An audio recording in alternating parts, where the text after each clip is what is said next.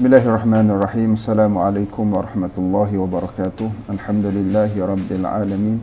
Wassalatu wassalamu ala asyrafil anbiya'i wal mursalin sayyidina Muhammadin wa ala alihi wa ashabihi ajma'in, amma ba'd.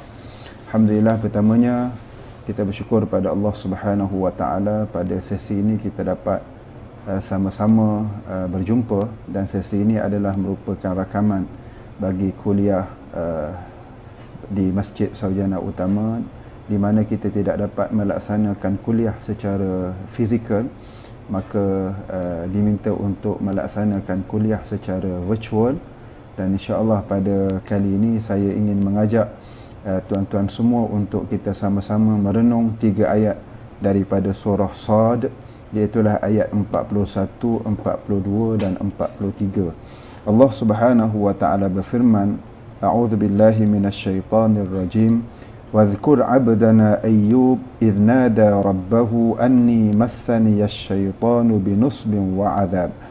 Urkud birijlika hadha mughtasalun baridun wa syarab. Wa wahabna lahu ahlahu wa mithlahum ma'ahum rahmatan minna wa dhikra li ulil albab. Allah Subhanahu wa taala berfirman, maksudnya, dan ingatkanlah peristiwa hamba kami Nabi Ayyub ketika ia berdoa merayu kepada Tuhannya dengan berkata, sesungguhnya aku diganggu oleh syaitan dengan hasutannya semasa aku ditimpa kesusahan dan azab seksa, yakni penyakit. Maka kami kabulkan permohonannya serta kami perintahkan kepadanya, hentakkanlah bumi dengan kakimu, dan setelah ia melaksanakannya, maka terpancarlah air. Lalu kami berfirman kepadanya, ini ialah air sejuk untuk mandi dan untuk minum, yakni bagi menyembuhkan penyakitmu zahir dan batin. Dan kami kurniakan lagi kepadanya keluarganya dengan sekali ganda ramainya sebagai satu rahmat daripada kami dan sebagai satu peringatan bagi orang-orang yang berakal sempurna, supaya mereka juga bersikap sabar semasa ditimpa malang.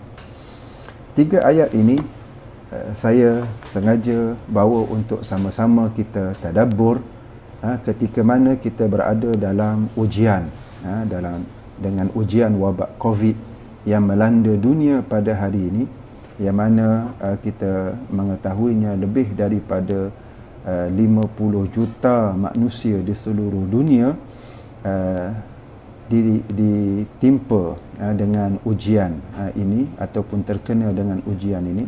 Maka ada baiknya untuk kita merujuk dan merenung ayat-ayat Al-Quranul Karim yang Allah Subhanahu wa taala jadikan ia sebagai panduan dalam kehidupan kita. Ayat ini Allah Subhanahu wa taala menceritakan tentang kisah Nabi Ayyub. Nabi Ayyub adalah antara nabi yang diutuskan oleh Allah Subhanahu wa taala menyeru umat manusia supaya beriman kepada Allah Subhanahu wa taala. Para nabi adalah manusia pilihan Allah, tetapi para nabi ini mereka adalah orang yang paling hebat diuji oleh Allah. Asyaddun nas al-anbiya thumma al-amthal fal-amthal. Orang yang paling hebat diuji ialah para nabi, kemudian orang yang seperti mereka, dan orang yang seumpama dengan yang mengikuti mereka. Itulah yang disebut oleh Nabi sallallahu alaihi wasallam. Dalam ayat ini, ayat 41, Allah menyebut ingatlah, yakni ingatlah cerita Nabi Ayyub yang Allah Taala ceritakan dalam Al-Quran ini. Kita tidak mengetahui kisahnya secara sahih, melainkan apa yang Allah Ta'ala ceritakan dalam Quran dan sebahagian yang diceritakan oleh Nabi sallallahu alaihi wasallam. Banyak cerita Nabi, antaranya ialah kisah Nabi Ayyub ini yang kita temui, yang ia termasuk di antara kisah-kisah Israiliyat yang kita kena jauhi. Tapi hari ini kita hanya merenung kepada 3 ayat ini untuk kita sama-sama tadabbur. Allah Subhanahu wa taala menyebut, إذ نادى ربه أني مسني الشيطان بنصب وعذاب واذكر عبدنا أيوب إذ نادى ربه أني مسني الشيطان بنصب وعذاب. ingatlah cerita hamba-Ku, yakni Nabi Ayyub alaihi salam. Allah menggelar ataupun menyebut bahawa Nabi Ayyub ini hamba-Nya. Hamba adalah satu pengiktirafan yang Allah beri kepada Nabi Ayyub alaihi salam, seorang hamba yang taat kepada Allah Subhanahu wa taala. Ketika mana Nabi Ayyub berdoa kepada Allah, berdoa kepada Tuhannya, anni massaniyas syaitan binusbin wa azab, sesungguhnya aku diuji atau diganggu oleh syaitan, binusbin, dengan kesusahan, yakni kesakitan. Nusbin, kata para ulama, antaranya Qatadah mengatakan maksud nusbin di sini ialah ujian penyakit pada tubuh badan, wa azab, dan juga azab, kesusahan. Yakni kata Qatadah, yang dimaksudkan dengan azab di sini ialah ujian pada ahli keluarga dan harta benda. Dua ujian yang Allah Ta'ala uji dengan ujian yang sangat berat kepada Nabi Ayyub alaihi salam. Kita lihat dalam ayat 41 ini bagaimana adab Nabi Ayyub alaihi salam. Walaupun hakikatnya semua perkara baik dan buruknya datang daripada Allah, adab Nabi Ayyub alaihi salam tidak menisbahkan keburukan yang menimpanya datang daripada Allah, tetapi dia menyebut dia diganggu oleh syaitan dengan kesusahan, dengan kesakitan pada tubuh badan, dan ujian pada harta dan ahli keluarga. Itu adalah ujian Nabi Ayyub alaihi salam, yang mana jika kita nak mengukur ujian itu kepada diri kita, ujian yang Allah timpa kepada kita sikit berbanding dengan ujian yang Allah menimpa para nabi alaihi wassalatu wassalam. Kemudian pada ayat yang ke-42 Allah Ta'ala berfirman, urkub birijlika hadha mughtasalun baridun wa syarab. Maka kata Allah berfirman, hentakkanlah kakimu ke bumi, kata Allah kepada Nabi Ayyub, hentakkanlah kakimu ke bumi, dan ini ada air yang sejuk untuk kamu mandi dan kamu minum daripadanya.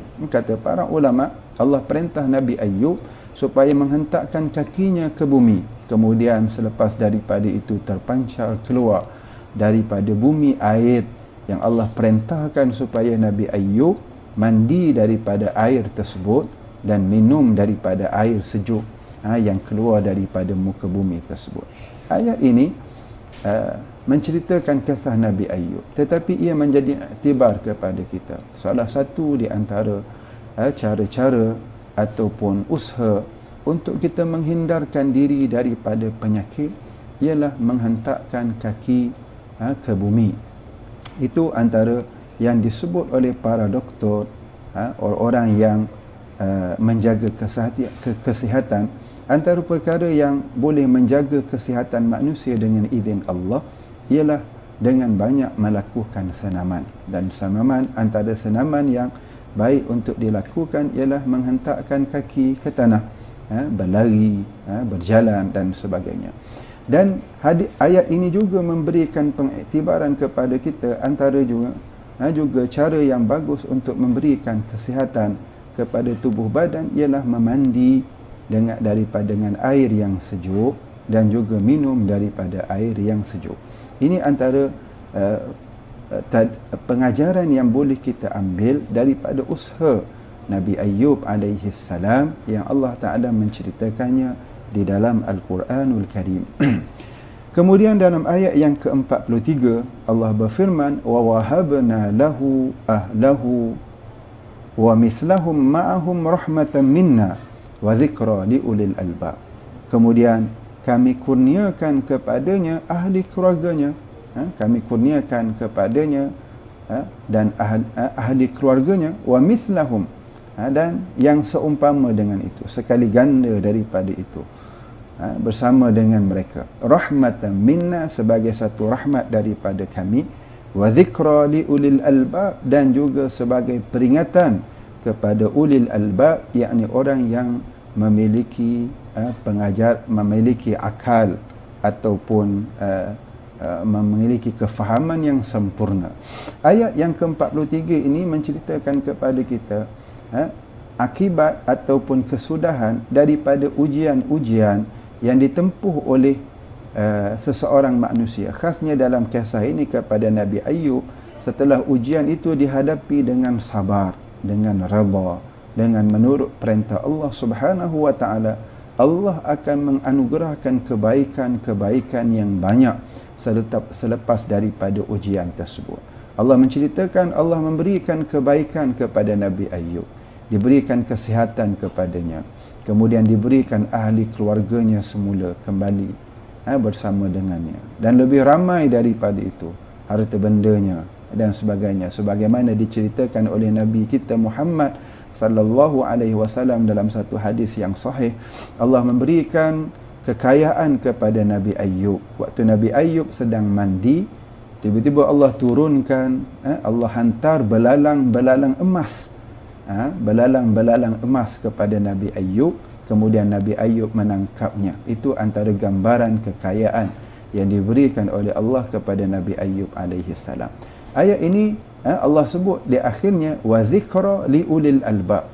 Kisah ini menjadi peringatan, iktibar kepada orang yang mempunyai akal fikiran yang sempurna. Maknanya daripada kisah ini kita perlu mengambil pengajaran di sebalik setiap ujian yang Allah uji, Allah ingin memberikan kebaikan-kebaikan yang banyak.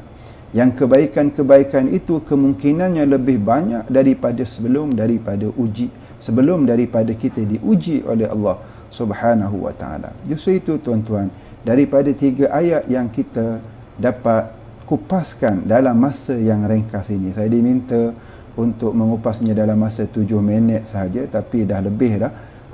Tetapi kita ambil masa yang singkat ini sebenarnya daripada kisah Nabi Ayub ini mengajar kita bahawa di setiap ujian, khasnya pada ketika kita diuji dengan wabak COVID ini, ada orang yang sedang diuji dengan pelbagai ujian. Ada sahabat-sahabat kita diuji dengan kesusahan hidup, tidak boleh berniaga ataupun perniagaannya kurang untung, dalam keadaan susah. Ada orang yang sakit, ada orang yang terpisah dengan orang lain, hilang pekerjaan dan sebagainya. Ini adalah sebahagian daripada ujian yang Allah Ta'ala sedang uji seluruh manusia.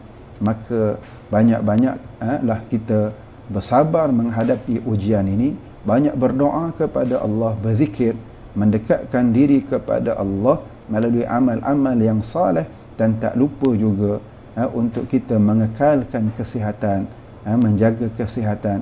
Kita mengambil pengajaran daripada ayat ini untuk kita menjaga kesihatan kita dengan melakukan senaman-senaman, hentakkan kaki ke bumi, mandi daripada air yang sejuk, meminum air yang sejuk, banyakkan minum air kosong, air yang sejuk itu.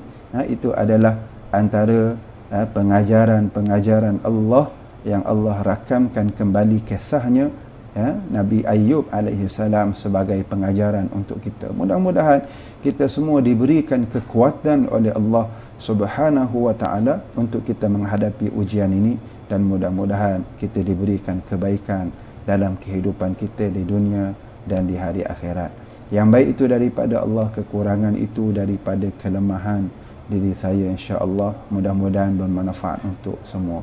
Wabillahi taufiq wal hidayah. Wassalamualaikum warahmatullahi wabarakatuh.